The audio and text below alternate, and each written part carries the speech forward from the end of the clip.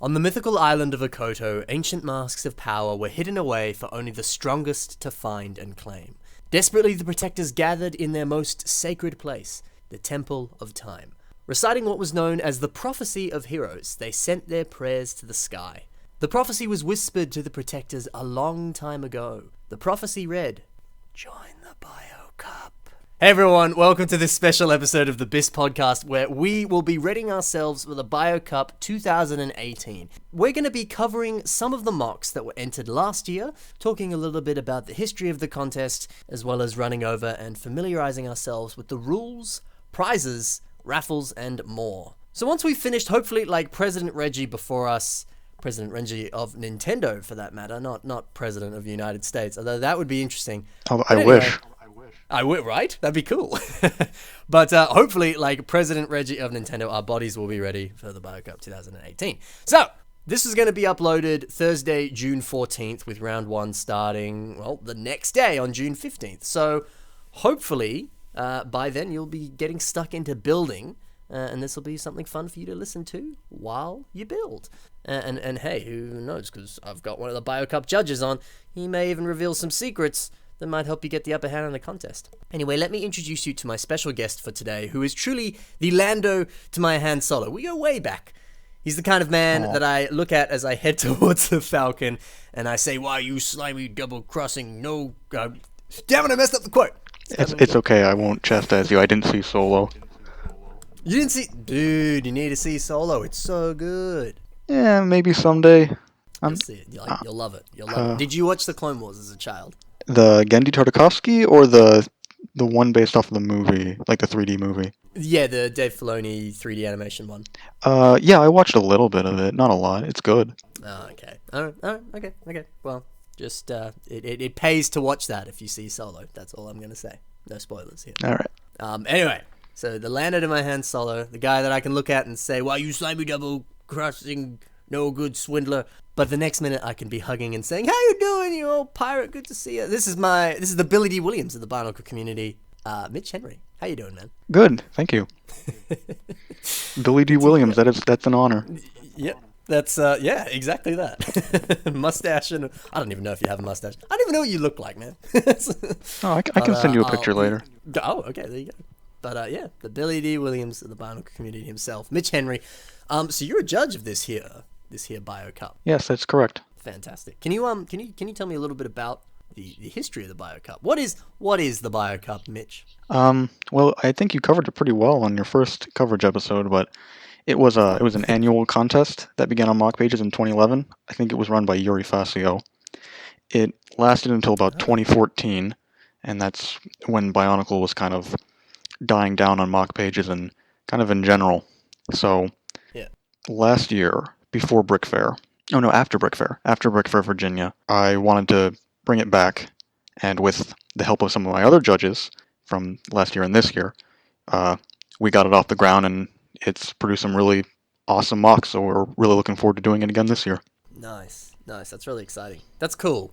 Yeah, it's good that we're bringing back, because I don't know, there's something about having just a sort of staple contest that people can kind of come back to and people can really associate themselves with. And I mean, last year's Bio Cup, and even when it was active on MOC pages, the amount of people that would, never post anything, and then Bio Cup comes around and they're like, "Okay, time to post," and they just whack out these amazing MOCs. I remember I was speaking to someone and they were saying, like the first round of the 2017 Bio Cup, when round 1 was happening, there was just like a solid week of just amazing stuff being posted and just dominating like his Flickr, photo stream or whatever it's called.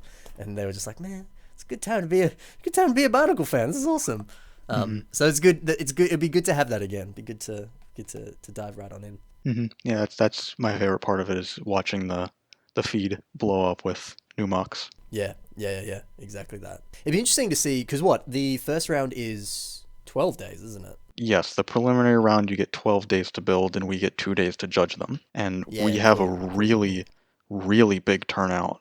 So I don't know how many people are going to build, but I'm looking forward to it. That's exciting. That's cool. It'd be even cooler if, because obviously we're recording this a little bit before the day we post it, which is Thursday, June 14th. I'm totally jumping segments here, but it doesn't matter. Oh, that's fine.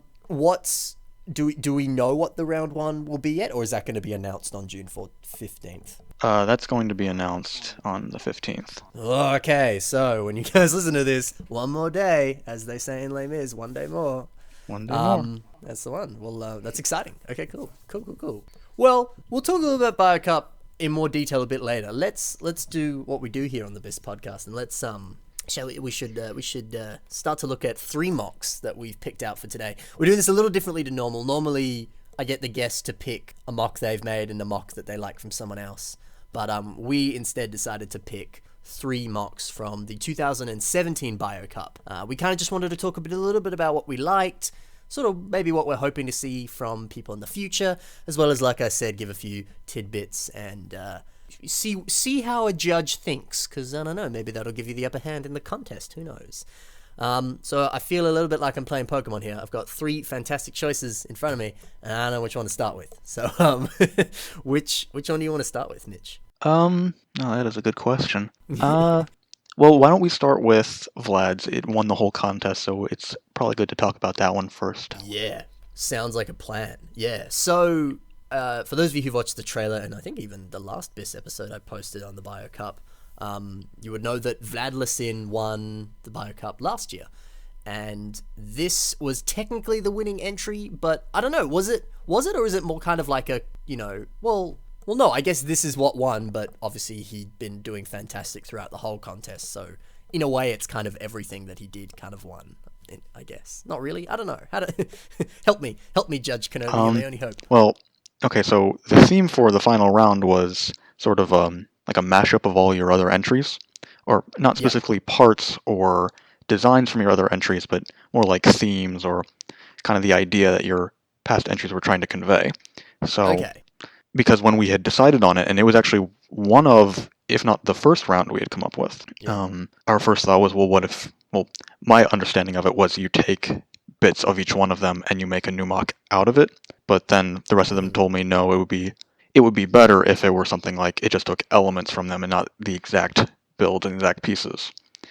But then, but then Vlad just did pretty much what I expected, and he took bits from all of his mocks. It looks like he just kind of ripped them off the other mocks and slapped them into a new one, but somehow it turned out really well. So he proved all of us wrong. That's really cool. That's awesome. Because I remember, what year was it? I want to say 2013. I might be wrong there. It's the year that Shadow Gear won the BioCup on mock pages. I remember when it was happening, the judges specifically said, they're like, don't take apart any of your mocks. You'll find out why later. Yeah. And I remember some people were like, ugh. And then I think the way it worked was, I think each round it was like, cool, the guy who just build a vehicle for him, or like the vehicle now build a landscape. I mean, it wasn't a landscape, but you know what? Like it was kind of like a progressive thing. Yeah, I remember that one. The final was like, do a big battle with all of the mocks that you've made, like revamp them in some way, have them fighting some guy, and I think that's really cool. Obviously, this is a bit different, but yeah, it's an interesting concept as well, especially because, like, there's always that thing with competitions where it's like, nothing that happened before matters. Whoever wins this round is the true winner. And so it's cool that it's like, it's sort of taking in everything, and in a way, it's kind of like an homage and like a homage to the contest as a whole. So that's really cool, especially too, like the difference between Anthony's, which obviously won second place, versus Vlad's. They're very, very different mocks, and that's really cool. Yeah, fun fact, I actually voted for Anthony's. I got outvoted. There you go. Yeah. Interesting. Yeah, it's interesting because Anthony's is, in a way, sort of what we expected, or what I expected out of it, where I was saying earlier with taking themes and ideas and motifs from his past mocks and making a new one out of them. And Anthony's mock was sort of a collection of, like, mini versions of all the mocks he had made, and some of them got fused together. Like, he fused his pirate Jala with Ra, the sun god, to make a new pirate, like, bird character. And then it had a pet centipede, which was his Rahi entry. And it carried 2 swords, which are his Dragon Blade entry. Oh, yeah. And that's so cool. It was interesting because it was they all sort of came together. They were all such different entries originally, but they all kind of came together into one big scene, and it didn't feel out of place, you know? Yes, yes. And then you have Vlad's, and it's very good, but at a glance, it's kind of busy, so you kind of overlook a lot of the things in it and the things that it does well. And I think maybe that's probably why I didn't give it a second thought when I looked at it the first time. Yes, sure, sure. Okay. They're both very good mocks, and they both worked very hard, and clearly it shows. Yeah, exactly that. It's funny, like interesting what you were saying, like just looking at Anthony's. It's interesting how you were saying Anthony's was what you expected from the contest, from the theme when you kind of envisioned it. But then Vlad sort of took the concept and did it in a different way, a way that you weren't thinking. It's cool that doing that, like taking the theme and then flipping it on its head and finding like a fun way to do it, or a unique take on it or something is I mean, in a way, kind of what worked for him is it was what allowed him to win the contest. Oh yeah, absolutely. And that's cool. Yeah. I remember I did a mock-off with someone on MOC pages ages ago. It was Cody G. We did the theme was Dark Hunter, as in like from Dark Hunters, like in Bionicle canon, like essentially bounty hunters. And I remember when we were talking on Skype and I said like, oh, do you want to do a mock-off? And I was like, how about we do Dark Hunters as a theme? And I remember he was like, dark, like that the word Dark Hunter, that is what it is. I was like, yeah, what are you getting at? And he's like, nothing, you'll see. And then I made like a canon Dark Hunter dude, and then Cody made a hunter from Halo with a dark color scheme. Yeah. And I was like, nice, that's very clever. I don't remember who won, but it was like, that's so, it's funny, like literally doing that, taking it, putting it on its head, but it still works. It's just more fun, and you yourself have more fun. And like I've said before, because I've seen heaps of people who have been like, I don't know, those guys like Vlad and Anthony, they're pretty good. I don't know if I'm gonna win if I enter. It's like, well, it's not about winning; it's about having fun. So like, enter, see what you can do. Yeah.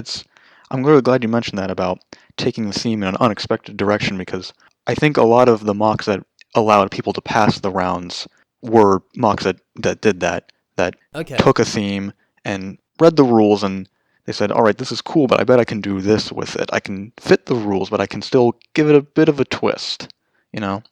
And yeah, that's cool.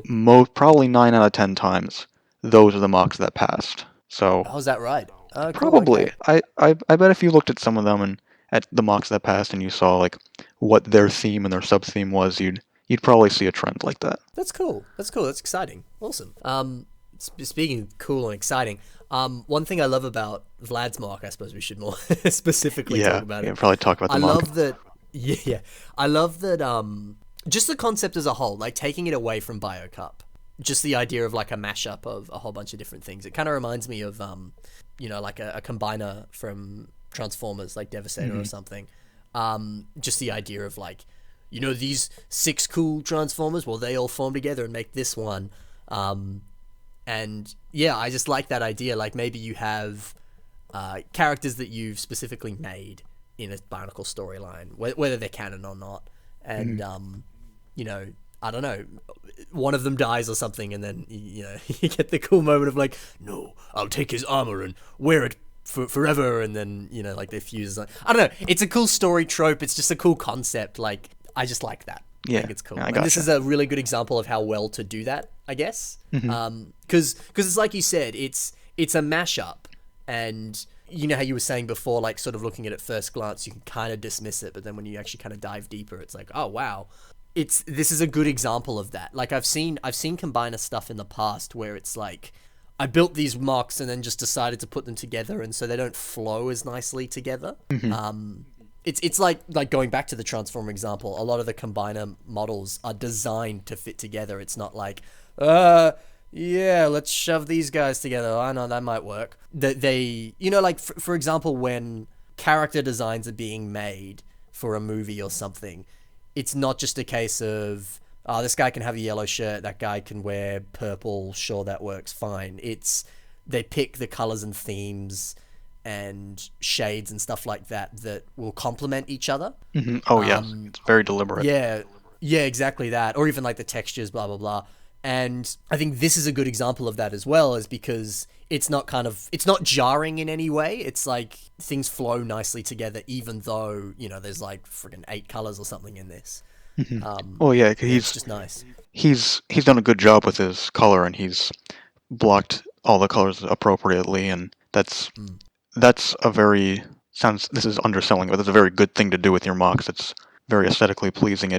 You get good results if you focus on your colors and how you're working with them. Like, you don't see this lime green on his head anywhere, because it doesn't make sense to have it there. Yeah, totally.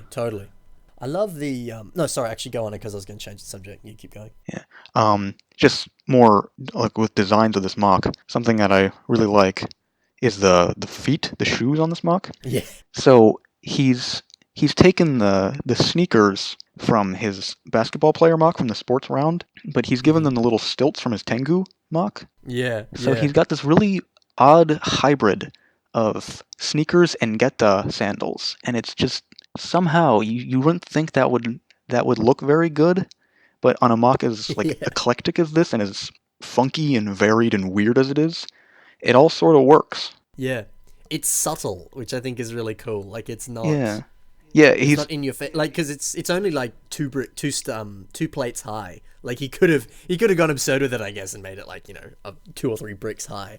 I guess, it's subtle. It works. I see what you mean. It's cool.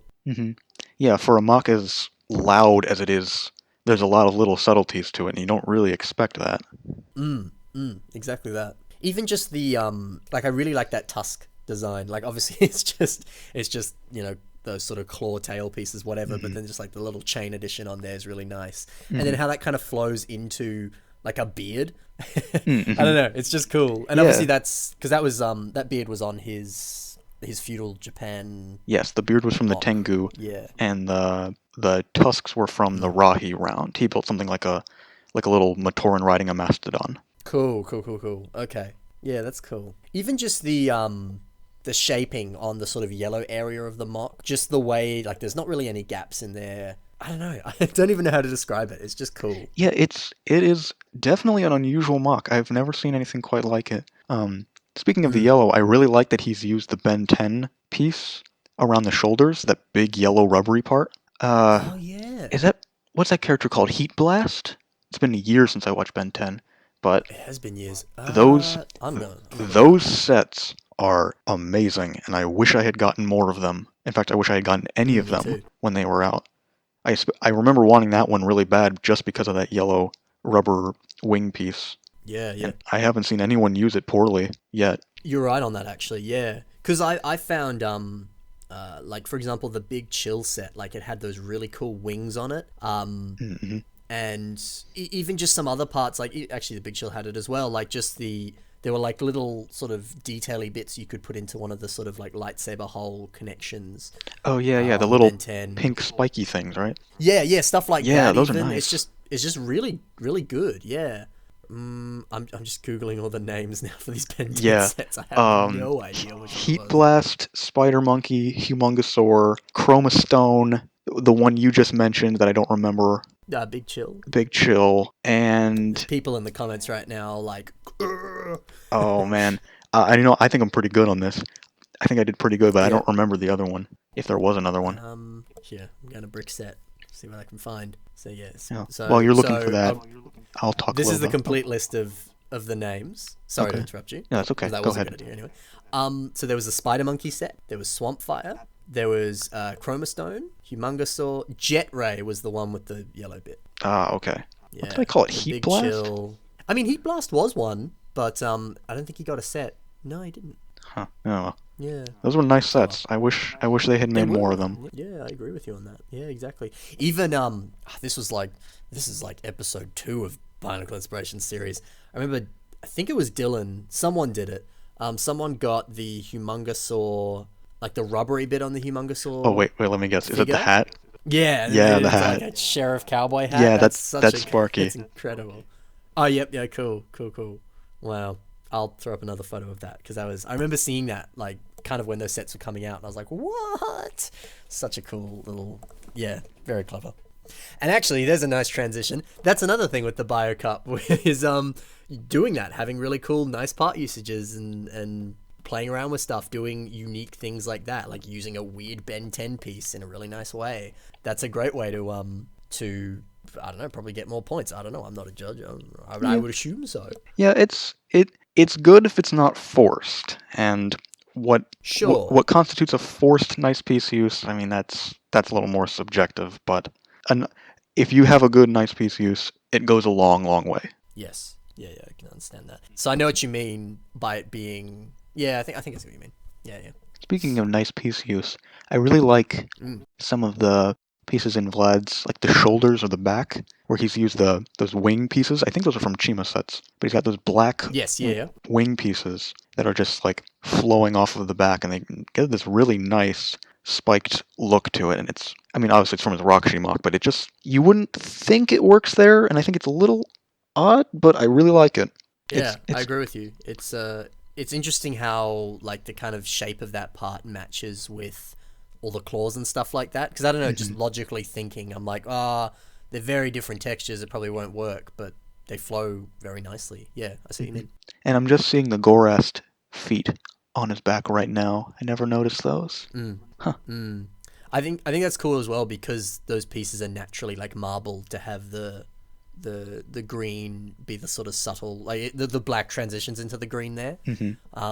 And then that's a really nice way to just add, because obviously all the black parts have their lime as well, so it's a really nice idea to use that part because there is already that transition. Yeah, that's cool. Very clever. I also really like the use of, I think that's Sensei Wu's conical hat on the rock arms, like back of the palm. I forget what you call that part of the hand, but it's got the knuckles. Yeah, something like that. He's got that Ninjago conical hat right there on the hand, and it looks so nice.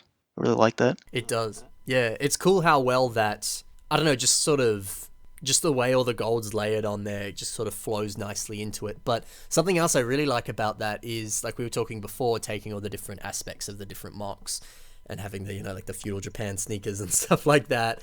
It's interesting how just adding a piece that is ninja themed actually, I don't know.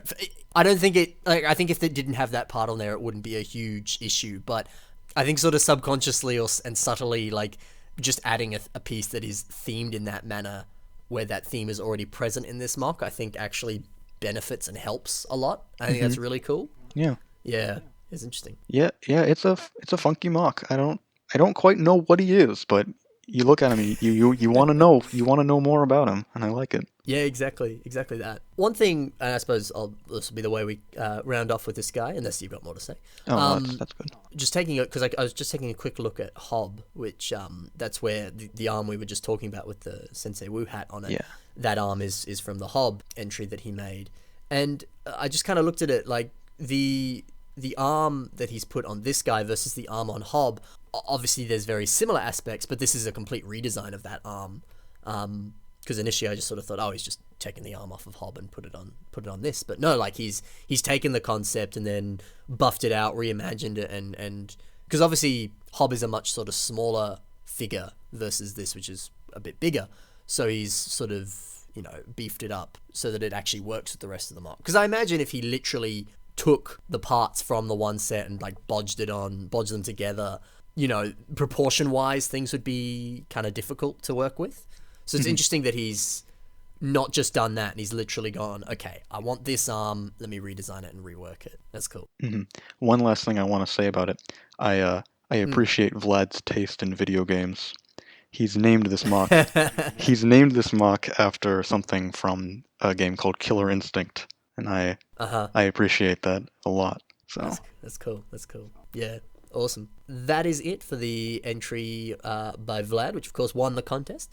Let's actually, we were just talking about Sparks. So Sparky, well, his name is Sparks here on Flickr at the moment, but Sparky, Tron, Dylan Muse, whatever you want to call him, we may as well talk about his entry. Oh yeah, no problem. So his entry was for the Rahi round, and his sub-theme was mech. So he did something based off of a mole, and it's sort of like a construction worker's digging, tunneling machine, but it's got a minifig pilot, and it's a giant mole mech. Yeah. It's very peculiar. I really like it. Yeah, it's cool. One thing, just quickly before we start talking more about the mock, you were saying so the main theme was Rahi and the sub theme was like a mech. What was the sub theme thing? Oh, okay. So when we're deciding on rounds, we have like a main theme that ties everyone together, but then the individual groups get their own sub theme to work with. Because if you were to give everyone one theme, there wouldn't really be much of a purpose for like pairing them up to begin with. Okay. So to give them a reason to have like a MOC-Off style tournament and to get a lot of variety out of the MOCs, we gave people different sub themes. So for Rahi, this one was mech. Another one was like demonic. One was alien. Some were just like elemental themes. Stuff like that. That's cool. Okay, interesting. So just so everyone's on the same page here, because even I'm like, oh god, I forgot. So the way it works is the first round is just a straight up everyone build this, and then once the finalists are decided from that, then people are paired off with one other person, and then they individually fight, and the victor comes out, and then that kind of keeps happening till the end, right? That's correct. If we have a big enough entry pool in the preliminary round, we might be doing 1v1v1 rounds. So three people and one proceeds. It really depends on how many. It really depends on how many of people build stuff for the competition for the preliminary round and how many are gonna pass. That makes sense. That's really cool. Okay, cool. Yeah, actually, that'd be really exciting to see that. To see the sort of 1v1v1v1. That's cool. Yeah, That's cool. I like that. it's. I'm hoping we get to do that because I think it's gonna get some really interesting results. Yeah. Well, the only way for people to do that is for people to enter the contest. So I'll say it now. I'll say it again at the end of the episode. Be sure to check the links in the description to the Flickr group for the Bio Cup where you can join. And the easiest way to join is just come June 15th, once whatever the round is announced, you can start building your thing, whatever it may be, and that's the way to enter.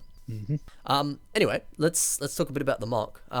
First thing, I love seeing Bionicle mocks piloted by minifigures. Oh, like when it's great. It's so cool, isn't it? Yeah. Was it Invasion from Below, the Hero Factory theme with all the little like system robot versions of all the heroes? That was such a You are asking the wrong guy. I fell out of Lego for a little while, and it was right after 3.0, but I think it was Invasion from Below. That does sound right. Yeah, I think so. That was hands down the best Hero Factory wave. Invasion from Below? Yeah, absolutely. Oh, okay, interesting. Yeah, right. I mean, colors, pieces. I would agree with you there. Great. Yeah, it was good.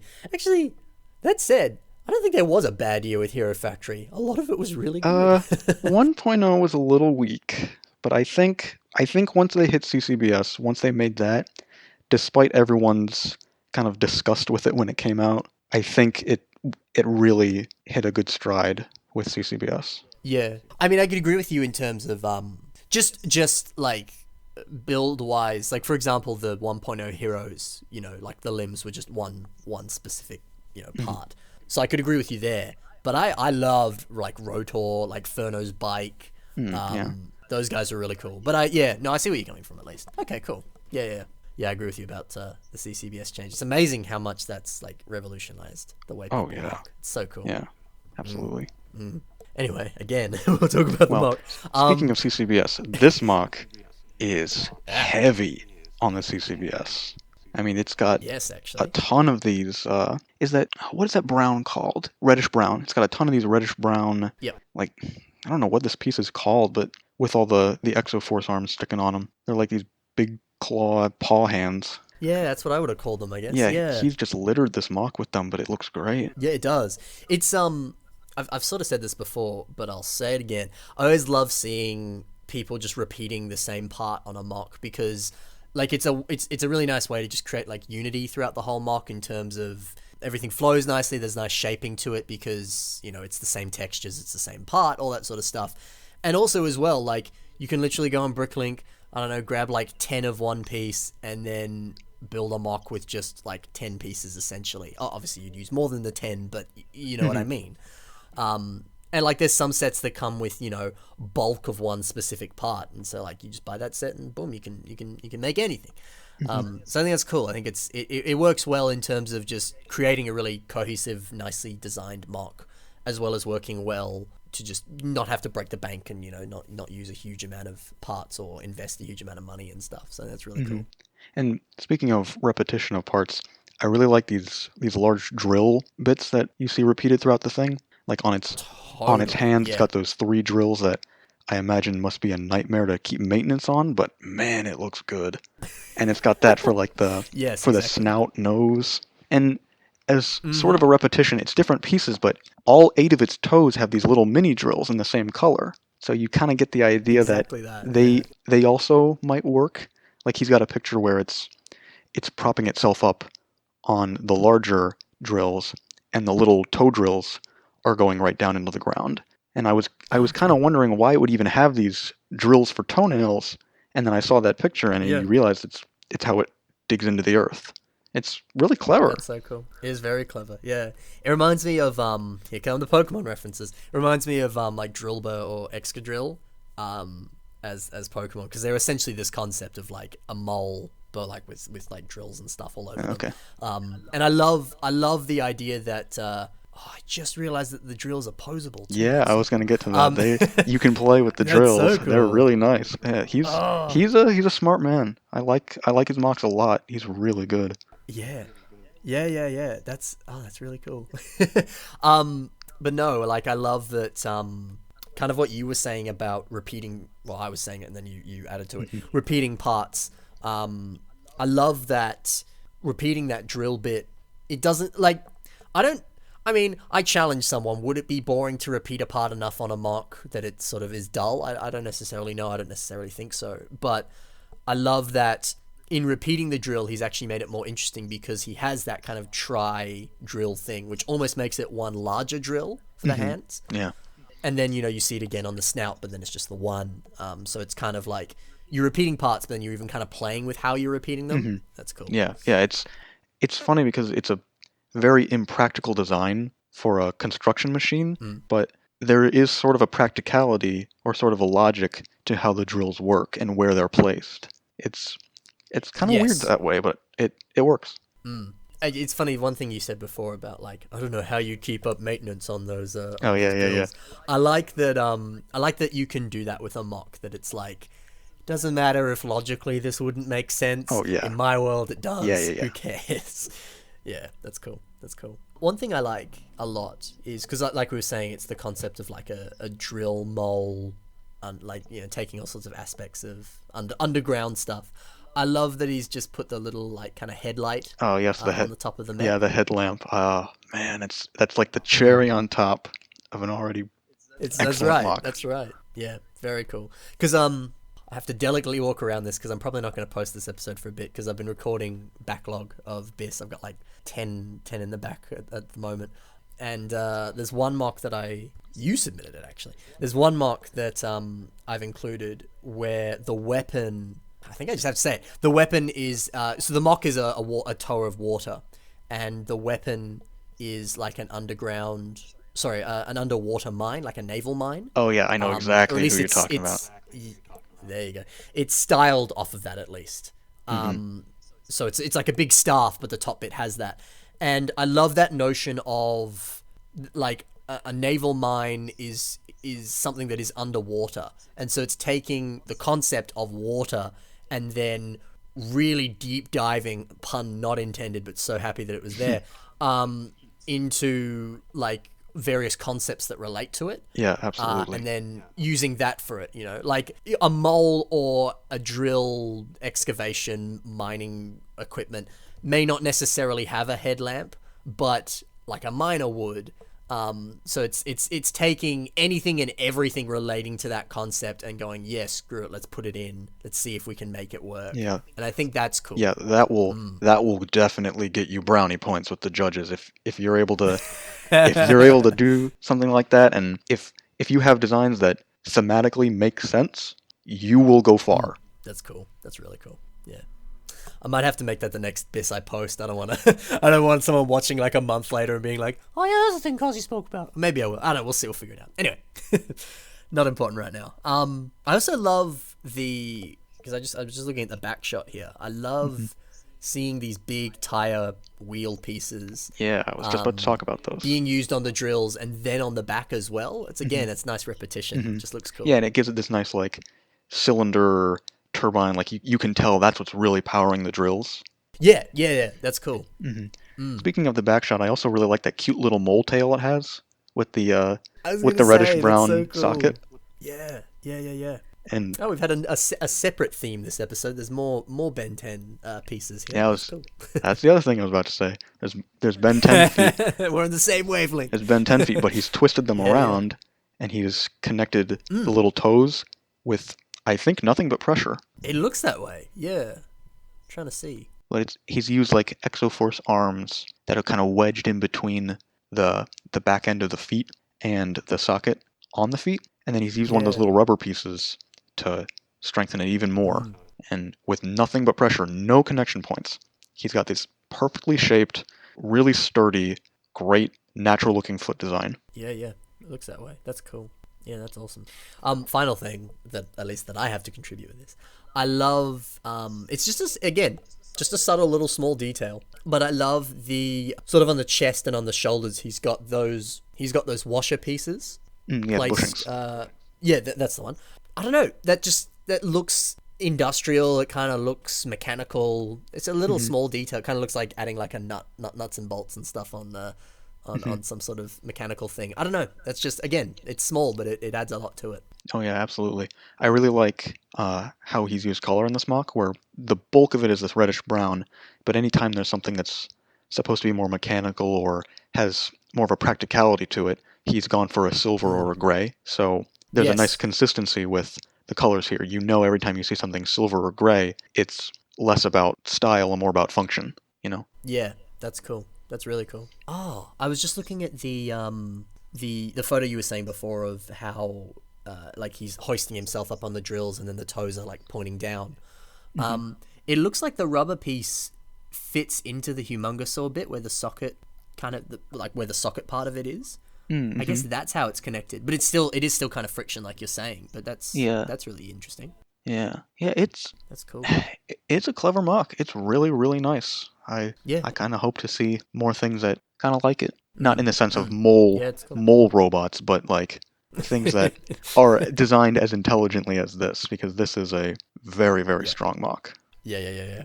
What you haven't told people about the Mecha Mole round that's coming out? What? Hey, we're not supposed to talk about that. Come on. Oh god. Oh. As funny as that joke was, I don't want to confuse people. There is no Mecha Mole round. Don't start building early. No. Although if you want to build a Mecha Mole, I mean, please do. I feel like that's kind of an untapped source there. That's right. Exactly that. Cool. Let's move on to the final MOC, which is by Poor Disadvantaged and is called Biddle Revamp. Yeah. All right. So this MOC was made for the preliminary round of last year, which was a revamp of any set. Any set that LEGO's ever put out, you can remake it with a heavy construction twist, and you would do better if you were able to put some kind of twist of your own onto it. Now, this one was more of a straight remake, but I had never heard of the guy until this contest, and then this was the first MOC I've ever seen by the guy, and what a way to make an impression. My goodness. This MOC just grabs you and doesn't let you go. He's just like layered with all these, like the wings, how they're all like tattered and broken. He's covered with these red spikes that give this nice almost coat look, or like sort of tattered cape. The way he's sort of holding up his arms like a praying mantis. He almost has this like proud, regal look to him, and he's used he's added the sand green elements to give it sort of a bug-like carapace, a sort of like hard, like this is a weird word, but crunchy looking texture. I see what you mean. He's very bug-like, and that's obviously the point. His name is Biddle, whatever. He's the bug Makuta, but he's really pushed it, like giving it multiple eyes, giving it a second set of pincers, giving it bigger praying mantis claws, giving it like this sort of coattail look. Yeah. I don't know. He's just done such a great job with this MOC. It has such a nice, powerful silhouette.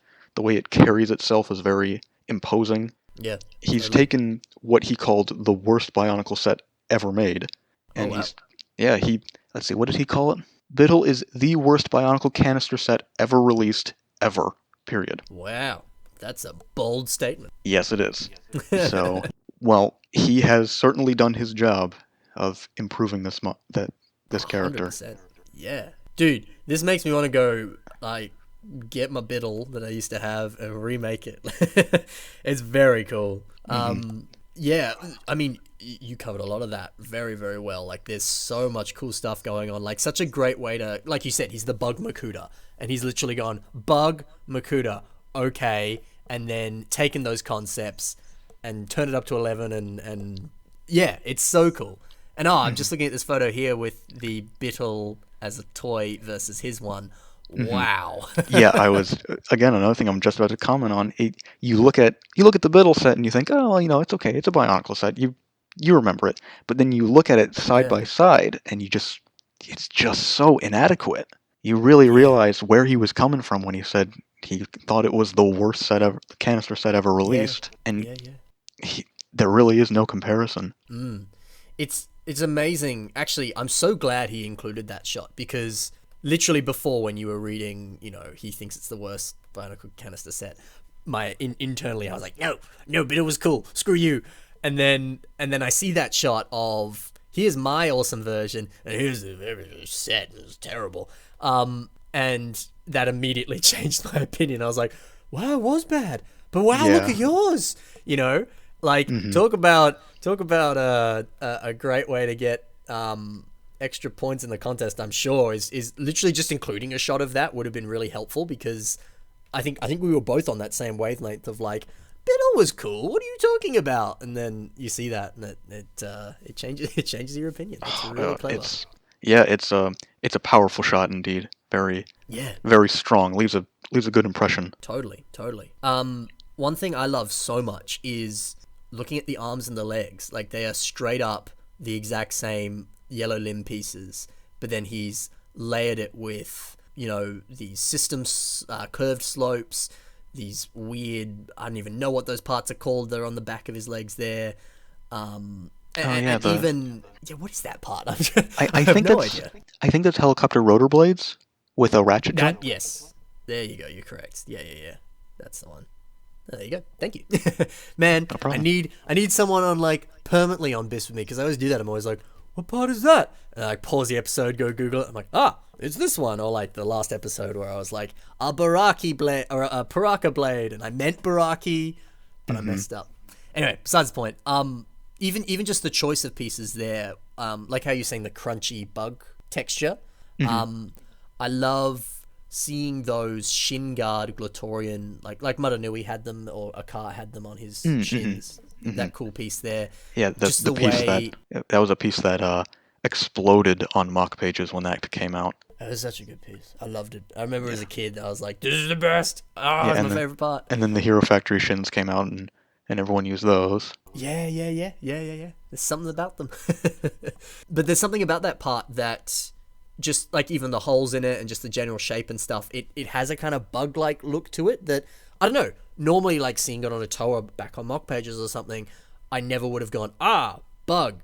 But putting it on here, I'm like, whoa, bug. Like, that works really well. It's also nice because it's got a graded thing on the sides, which flows very well with the Rakshi shins, which also have that same kind of graded. And he's sort of placed it in a way that it really flows naturally with, and it almost looks like it's one solid limb. Yes, exactly that. Cool. He's got a photo that shows how he did the torso. Wow. Yeah, and right next to that photo, it has one of the Shadow Matoran holding onto his back. So it has a bit of a functionality. It has a little bit of callback to the original set. That's fun. Actually, what I was saying about the shin guard pieces there on that hands, or the arms rather, I love how with the sort of digigrade legs, the CCBS shell just sort of on where it starts to transition into sand green, sort of looking at that straight on, again, there's that crunchy bug thing. Crunchy was a weird choice of words, but it works really it well. was. It was a weird choice, but I couldn't think of anything better. So, Yeah, if it's this a good if way this to video describe it. if this video gets comments that are just like bold text crunchy, I apologize. No, that's I'll call this podcast the crunchy. I don't know. I don't get my podcast names, but this is the crunchy cast. Crunchy cast, yeah. Yeah, I just love how, looking at it front on, just the way that the CCBS bone like kind of flares up like that. That looks really bug-like again. Mm-hmm. Like he's taken parts that I never would have said look bug-like, and boom, look they do. Like, Mm-hmm. yeah. Well, I think a large part of that Ben 10 sand green piece is the color. I think the color is what really gives it that bug-like appearance. And the smooth, hard texture of it too really helps, but I think a lot of that color is what helps it out, because the Biddle set is it is in desperate need of something, and I think the sand green was probably the right choice to make. I also like that he hasn't used the double socket CCBS bone where the yellow shell attaches to the sand green. He's just used a Metro double socket that's also sand green, so he doesn't break his color flow, and it creates a very nice flow from the sand green into the armored yellow. What do they have, an exoskeleton? Is that what bugs have? Yeah, that sounds right. Maybe not. I'm not a bug expert, but it sounds right. I think I said that on the last episode that I was on with the crab guy. I think I asked the same question. Do crabs have an exoskeleton? Oh, really? People will answer that. It's always good. Okay. Well, regardless, this Biddle MOC does a very good job of flowing from the very minimal use of sand green into the yellow. But the sand green, it stands out, but it's not loud. It doesn't hold your attention, but it grabs it. Yeah. It's interesting, and I actually don't think this is why the sand green works, because I agree with you. I think that just adding that extra pop and the color itself kind of lends itself to looking like a bug. But the way that the mask is molded, how it has that kind of marbled yellow into black, the transitiony bit sort of around like the eyes where the black is sort of turning into yellow, or vice versa. That almost looks sand green, almost. Not almost. Quite, almost. Yeah, I hadn't noticed that until you pointed it out, but I think you're right. It really does kind of start to look like a sand green color. Yeah. And so it kind of lends itself when you add that extra color, and I think that's really cool. But again, I think if that wasn't a part of the mask, like say the mask was just pure, like how the modern like CCBS Toa Uniter sets, how those masks like kind of immediately transition into the silver or the additional color. Say it was more like that, I still think the sand green would work very nicely. But it's so cool to see how, you could look at something in this way and then sort of going off of that. That's really clever. I mentioned it briefly, but it's something else that I think works incredibly well is that shoulder, the same piece that was on Sparky's mole mech, that big paw claw piece. He's used that on Biddle's shoulders, but he's attached more Exoforce arms to it and put all these red spikes adorning it. And it really has it drapes over his shoulders. It gives him a really powerful hunched over back, and it's just all those spikes are, because they're pretty much collected on his shoulder. I don't know, but it's something about it just really, really works. It helps give him a nice, powerful stature that, when again looking back at the set, he's just really missing something. And he's got the spikes, but they're just stuck on his on his biceps. And he just looks so weak. But you look at on the remake, and he's covered in these things. He looks like you can't even get close to him. Yeah, it's like, it's cool how he's taken just, he had some spikes on there, I'm gonna make that better. And on top of that as well, like we were saying earlier, he's the bug Makuta. And I mean, kind of all of them was Gorast and Cricket were kind of bug-like, but I think this guy's way more. The Mystica were bug-like, but the Fentoka were vampiric. Yes, sorry, good point. Yeah. Where was I getting at?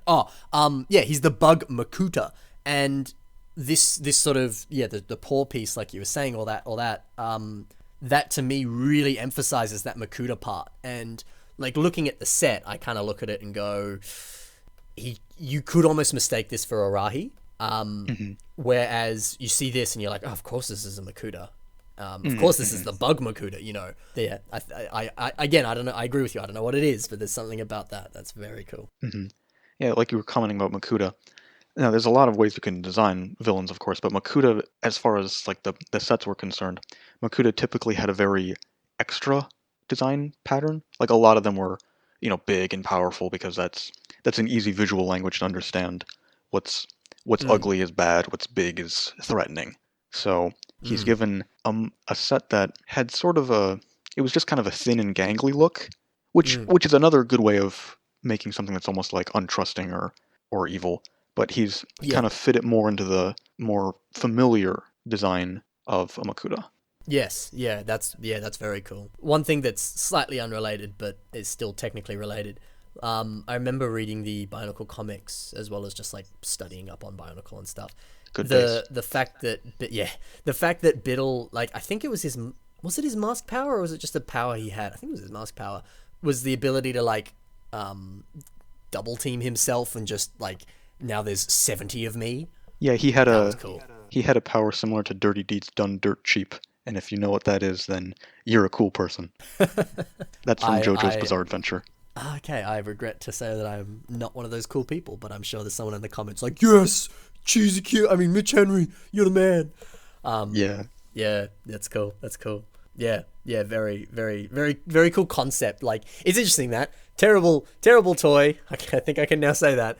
But really cool, like, idea and really cool powers and stuff. And this does justice to that. Mm-hmm. One thing I'm looking at this Biddle remake, and I just noticed it now, even though this mock's been out for going on a year. He's used the original Knights Kingdom Vladic helmet on his hips. I just saw that. This mock, it never ceases to amaze me. It is you see something new every time you look at it. Yeah, totally. But yeah, you know what this means?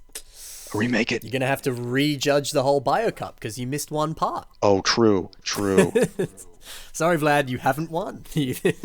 Send it back to it. Send us that trophy. Come on, do it. That's right.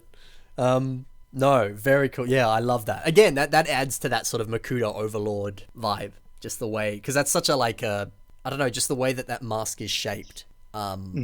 Just looks evil.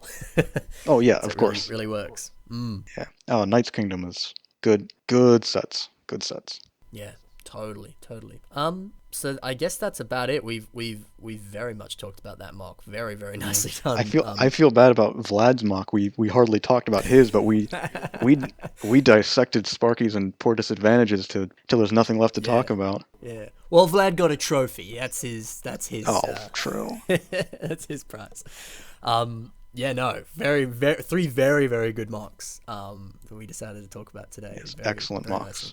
Yeah, they deserved the pass, and in Vlad's case, the win. Yeah, totally. So I guess that's it for the mocks. Let's transition into question time. So I've got questions for Mitch as well as just general stuff that we want to talk about with BioCup. Kind of you're going into more detail about like questions that people have asked us, or kind of the rules, what the prizes are, all sorts of stuff like that. So we're gonna like Van Halen once said, might as well jump right. Oh, Van Halen.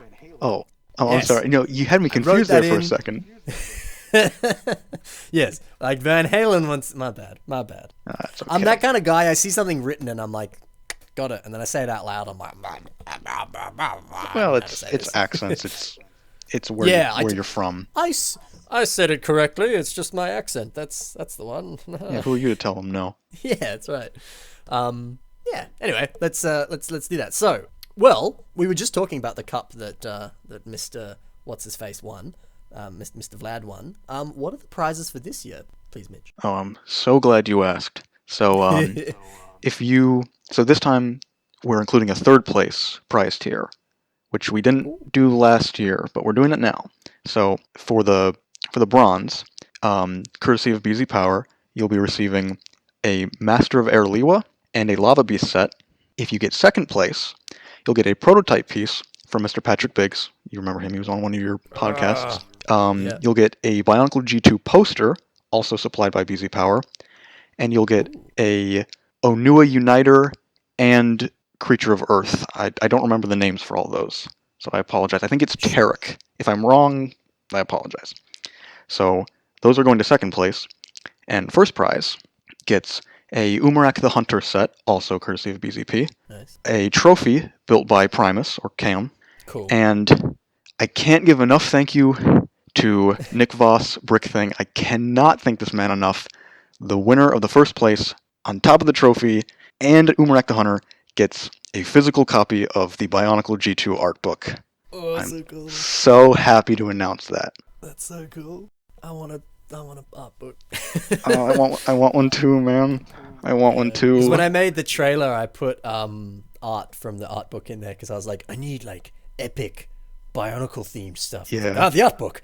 And I didn't realize you could download a PDF of it. I was like, oh, so cool. I didn't know that. Oh I yeah, thought it was yeah. The just whole like, thing's a PDF. oh, cool. Okay. Because I thought it was just like, you didn't win the contest, you don't get an art book.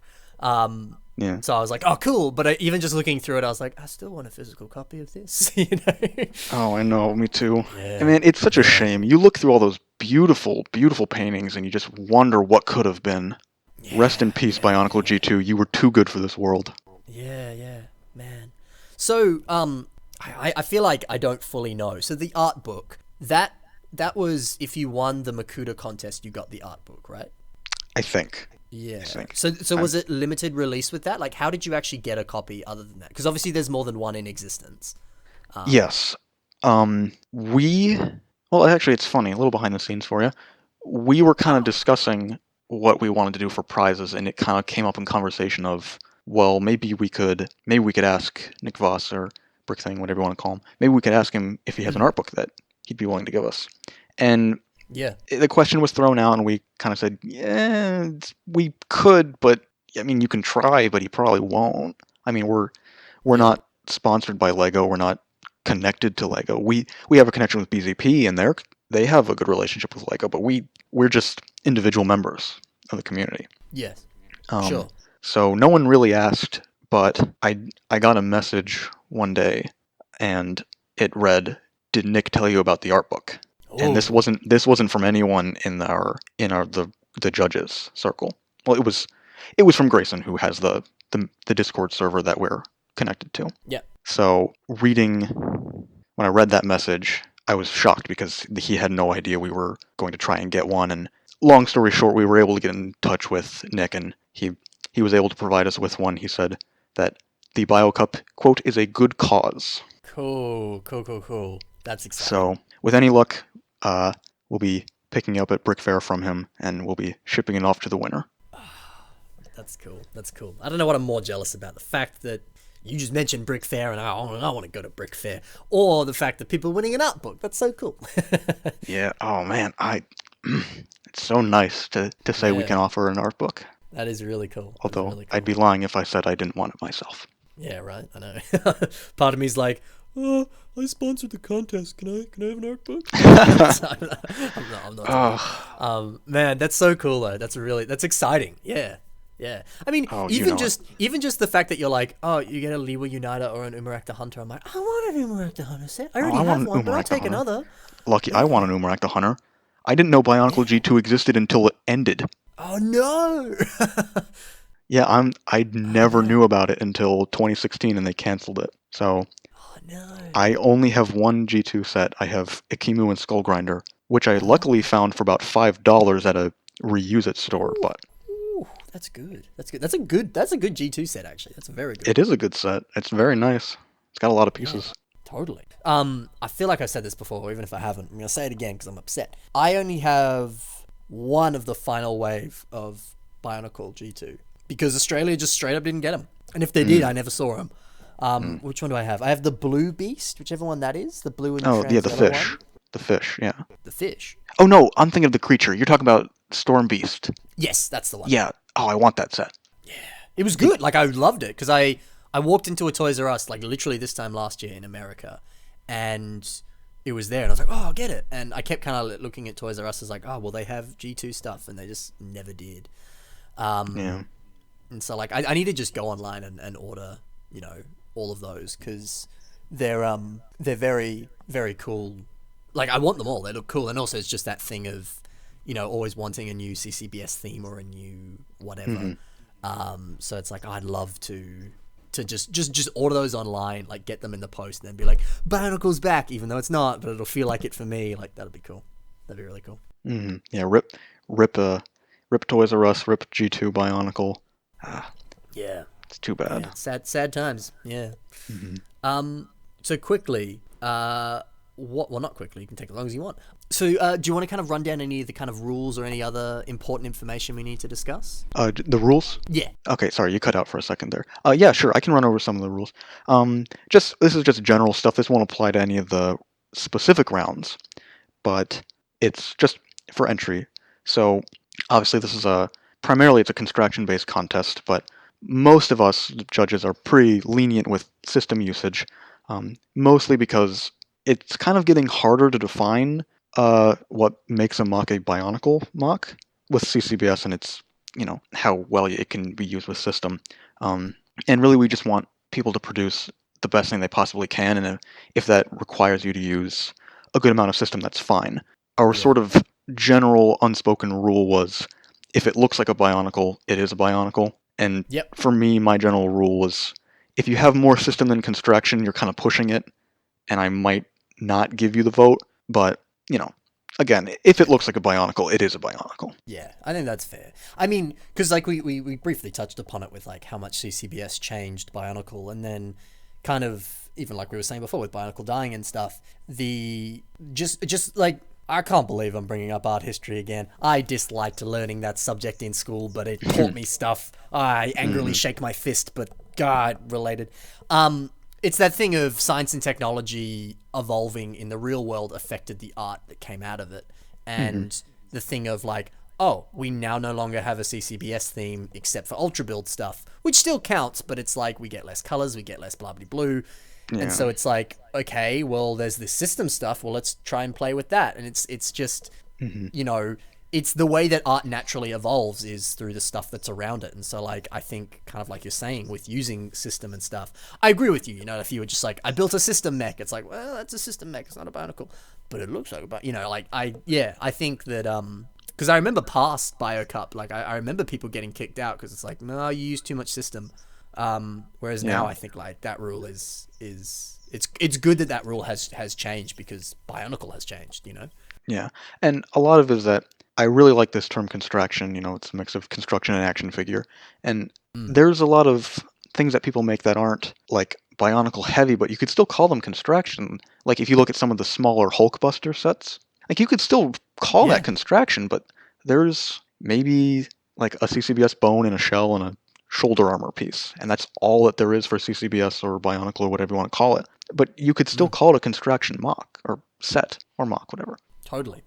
Yeah, exactly that. You're right. Yeah. So it's just some of the other rules. So obviously your entries have to fit the assigned theme, but like we were saying earlier, with kind of twisting themes, they're not very restrictive. So feel free, and I would encourage you to interpret them however you like. Like we were saying earlier with we didn't think it could work the way Vlad did it, but then he won. So that yeah, exactly. Basically, you need to fit the theme, but the themes won't be super restrictive, or we're not going to. They won't be restrictive. So interpret them. Yeah, exactly. I mean, like, I guess what you're saying is, if the theme is Santa Claus, don't be like Claus. Dinosaurs have claws. I built a dinosaur, and you're like, that has nothing to do with Santa. But like, although the clever pun on claws would be kind of fun, but don't build a dinosaur. Yeah. That said, if you build like a dinosaur with a beard and a Santa hat, I'd be down. yeah, exactly. Something like that. Exactly. Yeah. Creativity like that is what we're looking for. Cool. Now, if for entries to be valid, you're going to have to post one photo in the group's photo pool. Last year we wanted 3 photos on Flickr and on no other websites. This year we're going to go down to just 1 photo on Flickr. We still want 3 photos, but they can be on another website if you choose. You can put all 3 on Flickr if you want. You can have 1 on Flickr with a link to another folder with more of the photos, but you need at least 1 photo on Flickr, and that photo needs to go into the group's photo pool. And in the description, we want you to specify that it was built for the 2018 BioCup. You can just write that out in the description, or you can put a little tag on your mocks saying BioCup 2018. Yep. So say somebody has built it, they don't have a Flickr. They've built it, they've posted on Instagram, for example. How do they get that into the draw? You know, because obviously they can't put that into the photo pool. Is there like a discussion feed and you just post a link to the mock there or something like that?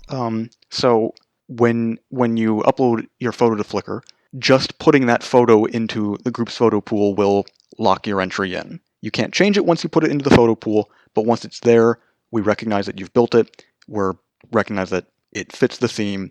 You're entering it, and you don't need to post the link into the discussion, but we would prefer if you did both, just because sometimes you can lose track of them, doing one way or the other, and if we miss it in one or the other, we could miss your entry and you might not get judged and you might get dropped. We don't expect to, but it is something of a precaution, and we would highly, highly recommend that you post a link to the photo in the proper discussion, and then also upload that photo into the pool. The photo into the group pool is required. The link isn't, but we want you to. Sure, just as a precaution. Makes sense. I mean, I guess at the end of the day, it's like, make sure they know that you've yeah, that's about it. Yeah, that's fair. Okay, cool. And the last rule I wanted to discuss that's like just a general that goes for everything. Take good photos. Clear, focused pictures, preferably on a clean background, and that's a strong preferably.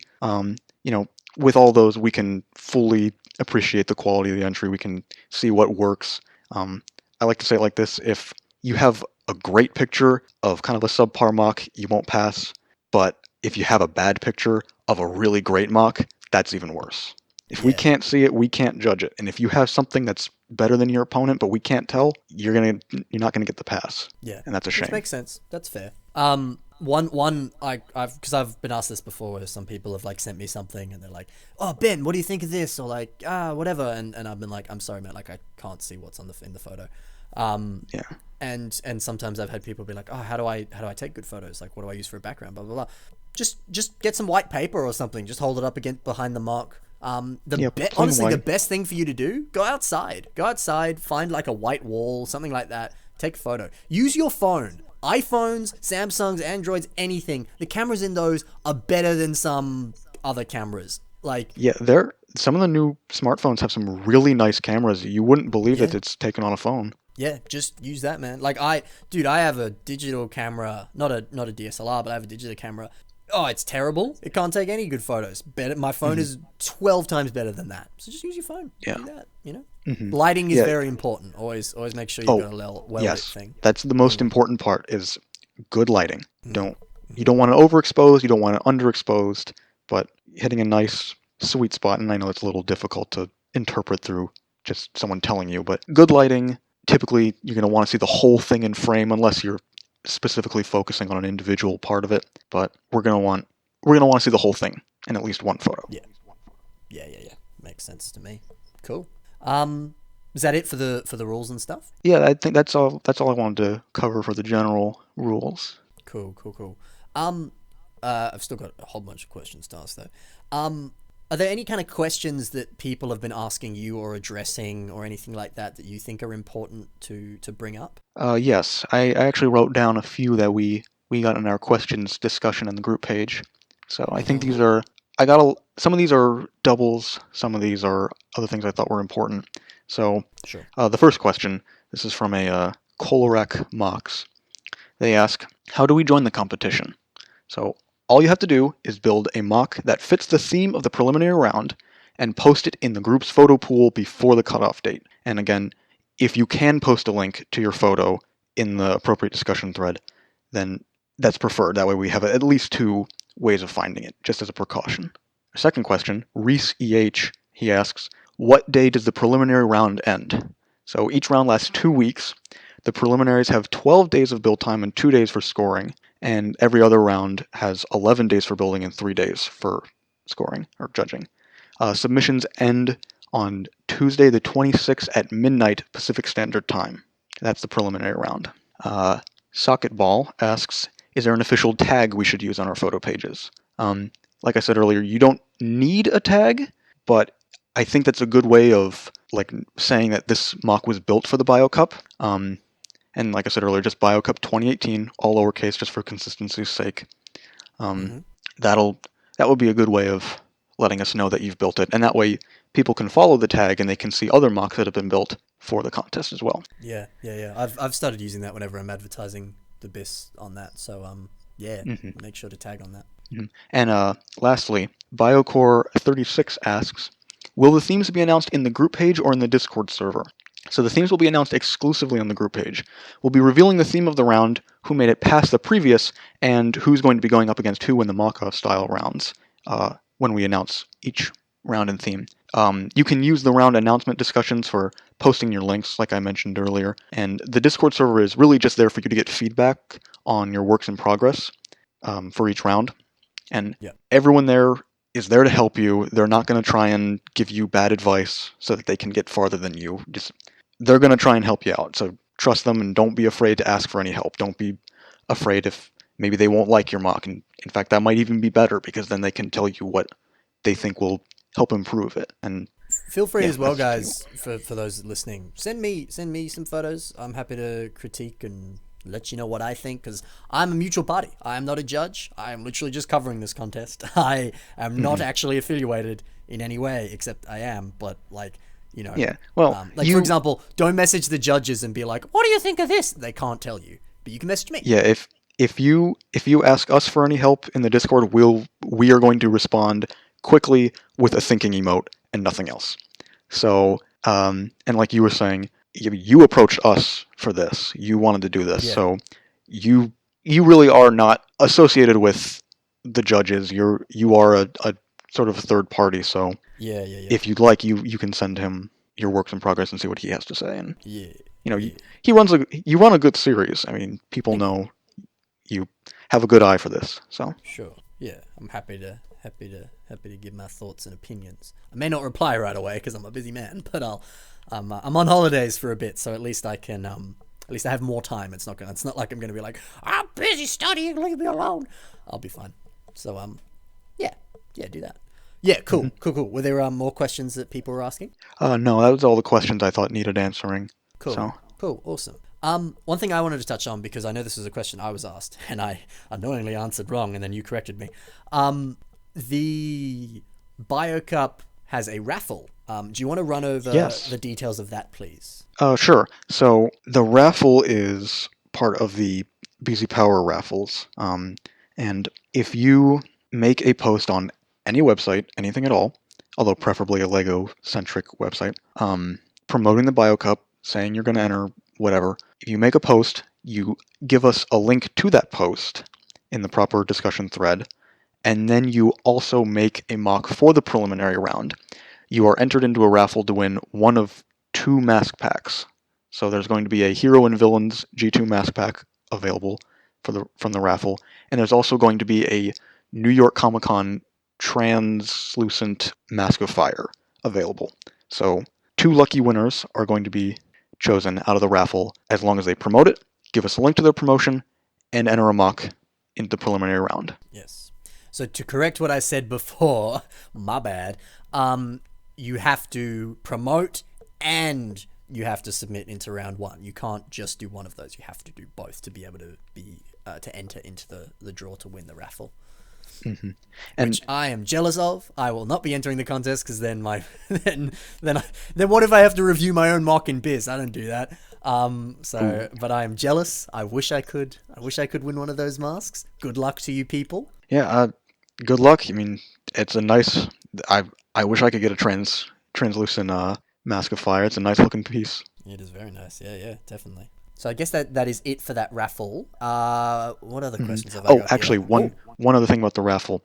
Sure. This isn't a necessary rule, but just something to consider. A lot of the promotions have been on Flickr, and that's not a problem. You can absolutely do it on Flickr. But I'm wondering if people are starting to get sick of seeing it, because they probably already know and may have already entered into the raffle themselves. So for the sake of maybe pulling in some new people, maybe try and push it out to websites like Instagram or Twitter or Facebook or something. Other LEGO groups that you're in aside from Flickr. I mean, you can do Flickr if you like, but we've pretty much got a lot of the people who are already from Flickr. So I think if we move out a bit more, we can break that 150 people who have entered. I mean, we're approaching 150. Awesome. That's so cool. That's awesome. Because statistically, the way that that like sort of media advertising works, at least the statistic I've heard, is 5 different ways. Once you get to the 5th, you have an 80% chance of people doing whatever you've advertised. Okay. But it has to be different ways. So it's like, I mean, actually the internet is technically not the best example. It's like, you know, I saw the ad on Facebook. My friend told me about it. I watched the TV commercial. I saw the billboard, and now I heard it on the radio. So now I've heard it 5 times. I'm more like 80% likely to do it now. So obviously you can't, obviously we don't have radio ads.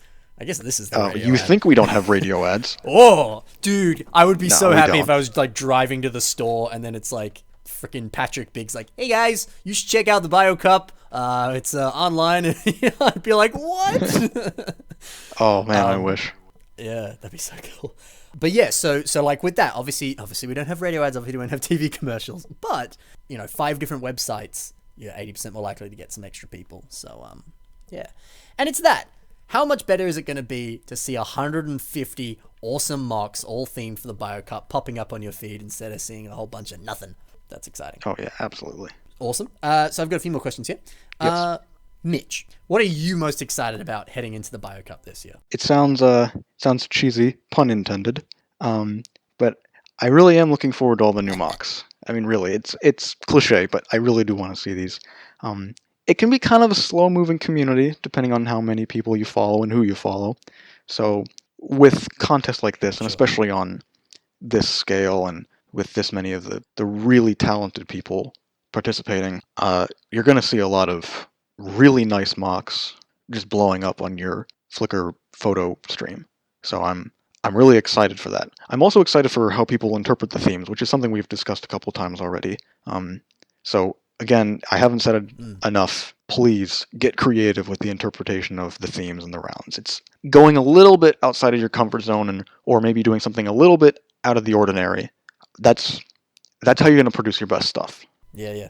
And I mean, that's this is always my advice for myself, is listen to your impulses. If you're like, I should build that, don't let that little voice inside your head say, nah, that's stupid.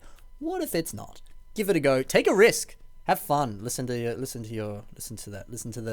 that still small voice inside absolutely. you that says, do it. Go for it. Yeah, exactly that. Cool.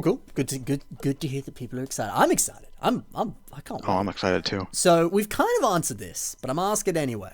What was it about mocks in the past that made you vote for them, Mr. Judgment? Yeah, that's a funny question. It's kind of on a case-by-case basis, really. Yeah. I know this sounds maybe unprofessional, but I just kind of voted for mocks that I liked more. Like I was saying earlier that I actually voted for Anthony's mock over Vlad's, and with the mole mech, I actually didn't vote for the mole mech. I voted for his opponents, despite how much I really like that mock. But it really does boil down to just what I think captures me more out of what people have built, you know, how they've interpreted the theme. Because for me, personally, I don't really mind a mock that has a concept that's kind of been done before, quote-unquote, or, quote, unoriginal. I mean, as long as it's done well. Because to me, it's not about what you've built, but how you've built it. Like, there's another one of our judges that said he didn't really want to see a Toe of Light with a corrupted shadow arm, because it's kind of a tired concept. But if you can pull it off, and it looks great, you might get my vote. I mean, it is a done concept, but if you do it well, you do it well, and I can't ask for anything more. Totally. Because it's like, I'm always weird with movies. I love every movie I see. But, like, I know that some people can be like, oh, this happened in a movie. That's so cliche. That was so obvious that was going to happen. They played off, like, you know, classic tropes or blah, blah, blah. But for me, it's like, whenever I watch a movie, it's always like, oh, okay, that person betrayed them. Maybe that was predictable and we all saw it coming. But how is it going to affect the character? That's what I'm interested about. You know, or like, okay, sure, that happened. Cool. What's next? You know, like stuff like that. And I mean, it's kind of a bit of a stretch now that I think about it, but that kind of relates to what you're saying of like, okay, yeah, sure, we've seen that before. That's been done, predictable. So, absolutely. If you do it in a unique and interesting way, or it affects a character in a unique way, not that a mock would be affected. Yeah, of course. You know what I mean, though. Like, if it's different, then it's exciting. Even if it's a cliche. I'm glad you mentioned movies, and so what? I don't want to get too much into this because I could do an entire series of podcasts where we talk about movies with you. Believe me, I'm crazy about movies. But something like Alien or Pacific Rim, they're movies with easy to understand concepts, but it's not the concept of the movie that makes it good, it's the execution of it, you know? And I think that translates well into this contest for me personally. I don't mind what you've built. I want to see it done well. Yes, exactly that. I agree with you. Yeah. The next question. What advice do you have for people going in, especially people who maybe haven't entered a contest ever in their I'm life? really glad you asked this, and glad you said that, because believe it or not, that we've actually gotten a lot of comments, and I mean a lot of comments from people saying, I've never posted a mock online ever. I've been a lurker, I've been watching people, I've never made one. I want to do this contest. It looks like fun, and I'm really, really glad that they're all doing this. So my advice, it's cliche, but do your best. I mean, I know it's cliche, but you got to remember that this contest is bringing out the best of the best, and people are going to be putting everything that they can do, everything they know on the line for this. And especially with the art book as the prize, I think people are going to dial it up to an 11, you know?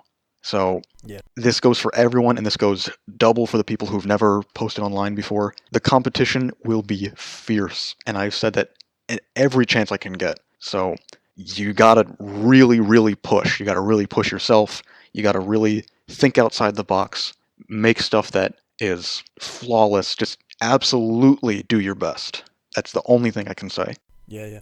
My advice. I'm not a judge, but I still think this applies and works.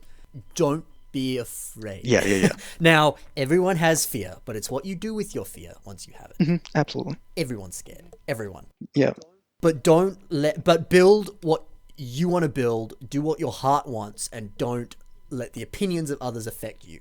For example, I have recently joined Discord. No, I am not that guy who was impersonating me on Discord before. I only joined like a week ago. But I've taken a few steps back from Discord since then, because I've been in a few group chats where I've been like, I'm starting to get too many opinions that are not making me happy. And that's because I build for me. Like, I've posted heaps of Bionicles in the past, and people have been like, this is terrible. And I've been like, yeah, you're not wrong, but I'm happy with it. I had fun building it. I'm happy. And that's why I build. And I'm good in the sense because I build Bionicle and system. And so if I ever get to a point where I realize, like, oh God, I'm building for other people. Like, for example, I was building a MOC. I won't say which one. I was building a MOC. And suddenly I had the voice of another AFOL in my head saying, oh, that's bad, don't do that. And I was like, whoa, time to step back. That's not me. I build for me. I'm not going to build because someone else is telling me what to do. Because then it's not fun anymore. And that's why I do it. It's because it's fun. But when it starts to be for external validation, when it starts to be for pleasing other people, I'm out. So that's why, like, you know, I go, when that happens, it's like, okay, go back to system. It's not to say that whenever I build system, it's because people are upsetting me in another fandom. No, that's not the case. I love building both. I'll happily do both at any time. For example, the other day I built like one or two, this last week I've built 3 new Bionicles, and that's just because I was like, I'm going to build a Bionicle.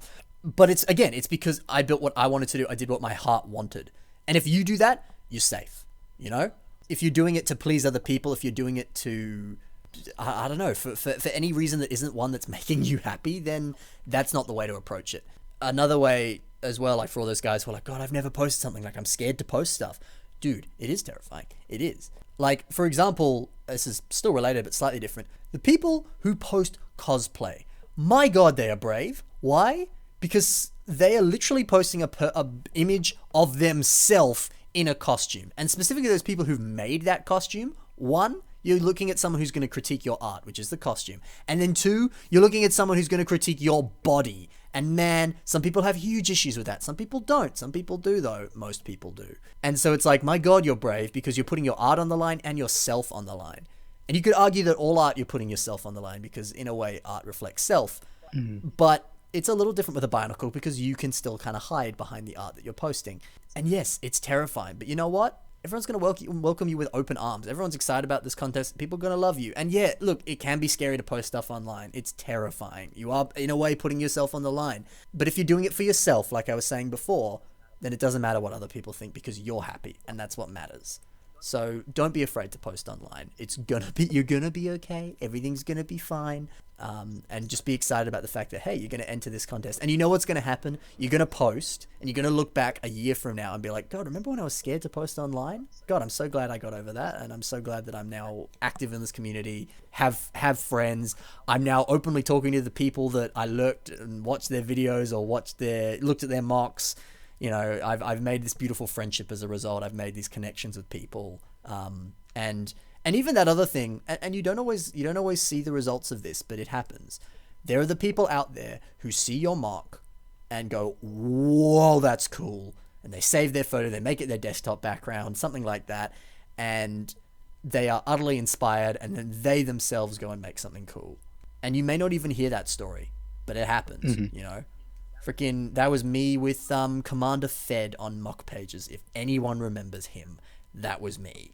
But I that was me. I was lurking on mock pages for like a few years before I actually joined, and just looking at Commander Fed stuff and being like, whoa. But he left by the time I joined, so he would never have heard my story of, man, you inspired me so much. I loved your stuff, bubbly boo. So you may never hear that, but it happened. I can guarantee you it happened. Briefly, when you mentioned building for yourself, and I absolutely agree, you should be proud of the things you make, and you shouldn't be afraid to post them online. But don't be afraid of receiving criticism in a way, because that does help you get better. You know, when you have another set of eyes to look at it, and they don't have to force you. It's bad if someone tries to force you, like, make this instead. But you know, maybe consider some of the things they have to say, because there are people that, like you were saying, people that you look up to. And imagine if Commander Fed, you said was his name, imagine if he had said, you know, this is a great mock, but I think you could also do this, and this might help improve it. And what I'm saying is, don't be afraid to post online, but also don't be afraid of receiving criticism, because that is how you get better, you know. So, and that's what we have the Discord server partnership for. There is a dedicated channel in the server for the Bio Cup, and where you can post your works in progress, and that's where, you know, as I was saying earlier, people are there to help you. They're competing with you, but they're also there to help you. So and also as well, and this comes with spending a bit more time in the community and making friends and getting to know people. You will eventually find the people who you not necessarily trust their critique more, but you're more comfortable sharing with, or you know that they are safe people to share your stuff with. That's something I highly recommend, is finding that group of creative colleagues, that group of trustworthy people that you, because that is something with art. If someone puts you down, it can discourage you. It can cause an artist block. Freaking, I had a long artist block. It was all because someone insulted my art ages ago. And like, that sounds petty. It's not. Everyone goes through it. Yeah, it's truth. You can deny it all you want, but it's true. And that's about finding people who are safe, trustworthy people who aren't going to insult you, who aren't going to put you down or discourage you in any way. And that's not to say that you just openly shouldn't trust everyone. Come in with an open heart. But also, don't be afraid to, like, selectively ignore people. And yes, you could argue that's selfish, but you need to be selfish. It's how you love yourself, is by being selfish sometimes. That's not to say openly ignore people and abandon your friends. That's not what I'm saying. Yeah, no. But once you're more engaged in a community, you will find people who are your friends, who will be healthy, non-toxic people that you can share stuff with. And that is often the best way to get, like, critique or to get stuff from, because you're not gonna take it personally. They're not going to attack you or put you down, and it's all going to help, you know. So go out there, try and make those friends. Don't try, just do. Go out there, make those friends, and start to establish those connections. And eventually you'll realize, like, oh, maybe this isn't the person I want to be sharing with. Or you'll go, hell yeah, it's the person I want to be sharing with. Yeah. And the way that the universe works, I'm about to get spiritual. That's me. I'm a spiritual person. The universe will lead you towards the people that you need to be with. You know, it's not like you're only going to run into bad people. You will find the people who are right for you, that you will just naturally be led towards them. It's how the world works. Go on, Mitch. I interrupted. I can't agree with you more when you said don't surround yourself with toxic people. That's really that's a very wise thing to say, and just I think that really ties everything all together. Yeah, totally that. Yeah. I have one final question. All right. Because I feel like it's, like you said, we tied everything nicely in a bow there, but one final question. Okay. Which is a bit of a fun question too. Picture yourself in the Bio Cup. What would you be doing if you were about to go into round 1? Now, obviously, don't spoil what the thing is, what the round is, because we won't know yet. Oh, yeah, of course. Hypothetically, you're going to enter the Bio Cup. What are you going to do? How are you going to ready yourself? What would your plans be? All right, so if I were entering, with no knowledge of the theme, the first thing I do is I would read the Meet the Judges section where we kind of cover, what we're looking to see, and then I'd read it again, and then I'd read it a third time. I'd look over the mocks that the judges have made, maybe what they've saved in their favorites. Look over the winners from the last year's cup. I'd study those, see what they've done well, like we were talking earlier with colors and techniques and piece usages and whatever, those kind of things. I'd study that. I would look at maybe mocks that I've built, see how I can improve those with what I've learned from all the other mocks that I've just looked at. And yeah, I wouldn't rush to be the first one to enter. You've got 12 days. That's plenty of time. We've got the Discord server with the whole BioCup channel. You can post your stuff there. You can get feedback. You can get opinions and see where that takes your mock. And honestly, I've had mocks that I looked at and thought, these are pretty good, but it's missing something. And I've put it in Discord, and people have said, I bet you could do this, and it's perfect. It's just flawless. Absolutely look over the winners from last year, read the Meet the Judges, see how maybe you can improve your own mocks, and don't rush to be the first one to enter. Those are probably the four things that I would recommend, or I would do if I were entering the preliminary round. Yeah, cool. Yeah, awesome. I think that's pretty sound advice. That's really cool. I think that because like you were saying, don't rush. Great advice. But to add to that, I think that it's also important to start early, but don't rush in and don't post right away because you want to get it out there. Start early so that you have time. Don't put it off. Yeah, because, absolutely. Gosh, can you imagine if you're like, I'm gonna take it slow, I'm not gonna rush things, and then it's the last date of the thing, and you're like, ah, and then you start rushing things. So start early, and even if you're just playing around, even if you're like, God, I don't know what to build, just pick up some parts, just play around, and then suddenly you'll be like, oh, this looks like a bat. Thank God we're doing the bat theme. Oh, whatever. Robin, get the bat theme. Yeah. The shark repellent spray. Exactly that. Yeah, that's a cool. I'm glad you added that little caveat there. Start early, post late. That's probably a good way of saying it. Totally that. So, and also, if you're like, but Ben, I want to be put on the Bionicle Inspiration series with my mock. Do not fret, young Padawan. I will have plenty of time to record BIS episodes. If you're worried about when you post it, for when it might be featured on the show, don't be, because like I said, I'm on holidays. I got plenty of time. I'll record a lot. You'll see. And as we always do, and I don't always make this clear because I have people messaging me like, you can submit. If you want to submit a mock for the show, check the links in the description. You, of course, can. There are links to my Facebook, Instagram, all that crap. Personal messaging systems there. Chuck me a link. Links are always more helpful. And it can be on the show. Feel free to submit your BioCup entries, because obviously there'll be multiple BioCup themed episodes. Feel free to submit those. However, that might be a little bit more different. I'm really not sure yet. I haven't recorded any because the contest hasn't quite started yet. I don't know how that's going to work, but at least submit them. At least do that for now. Yeah, I hope to see and hear more of the judges on the podcast. Yes, no, that will definitely be the case. My plans are to. I've already got a few more lined up, so as the contest continues, I will definitely be interviewing more and more people, whether they're judges or whether they're actually contestants and stuff. Cool. That's definitely something I'd like to do. Yeah. So I suppose that is all we've got time for today, guys. However, by the time this is uploaded, you'll have one more day until BioCup starts, so that's very exciting. Like we've said before, be sure to head over to the Flickr page for the 2018 BioCup. There will, of course, be a link in the description. And then, read over the details, do the things that Mitch said, and start studying up and start getting to work. Absolutely. Yeah, and we'll be back again next week with either a BIS episode featuring covering the BioCup or another podcast, or both. I don't know yet. I haven't figured it out. So Mitch. Yes.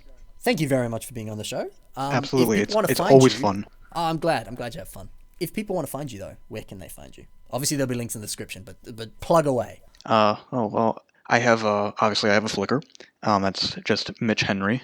And I have an Instagram, which is Mitch_Henry_CZQ. And those are the two main places you can find my stuff. And I post on a lot of the other Lego websites like Eurobricks or TTV and mock pages, but generally those Flickr and Instagram are the two places you can find me. It's about the contest. If you have any questions, there's a thread, a discussion thread, just solely for questions. Feel free to ask away. Usually I can get to it before the other guys, and I'll try to get back to you as soon as possible. Well, I'll try to get back to you as soon as possible. Perfect. Be sure to check out Mitch's stuff. He's a very talented guy. He's already appeared on multiple BIS episodes, and he's actually got a few more that he doesn't know about yet. So. Oh, do I? Oh, maybe. That's cool. Yeah, I'll tell you about them when we finish. Okay, cool. Nice. Makes me feel good. So yes, thank you everyone for listening. Be sure to join the Bio Cup. Don't be shy. Yes, please do. That's it. I guess that's it. See you guys.